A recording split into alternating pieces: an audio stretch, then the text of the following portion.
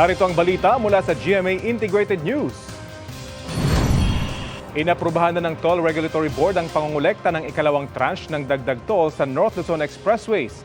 Epektibo yan sa Martes, June 4. Sa bagong toll fee matrix, ang open system mula Balintawak hanggang Marilao, Bulacan ay may dagdag na 5 pesos para sa Class 1 vehicles, 14 pesos sa Class 2 at 17 pesos sa Class 3.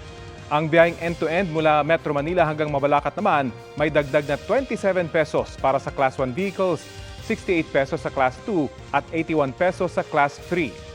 Ang dagdag singil ay parte ng inaprobahang periodic adjustments noong 2019 at 2021 at hinati sa dalawang tranche. Narito naman ang iba pang balitang binabantayan ng GMA Integrated News. Thunderstorm asahan sa Bataan, Zambales at Cavite hanggang bago mag-alas 11 ngayong umaga. Bagyong Aghon bumilis ang kilos habang papalabas ng Philippine Area of Responsibility.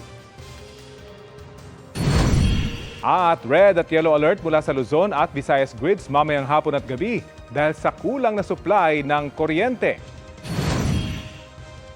Para sa mas malaking misyon at mas malawak na paglilingkod sa bayan, ako po si Rafi Tima ng GMA Integrated News, ang News Authority ng Filipino.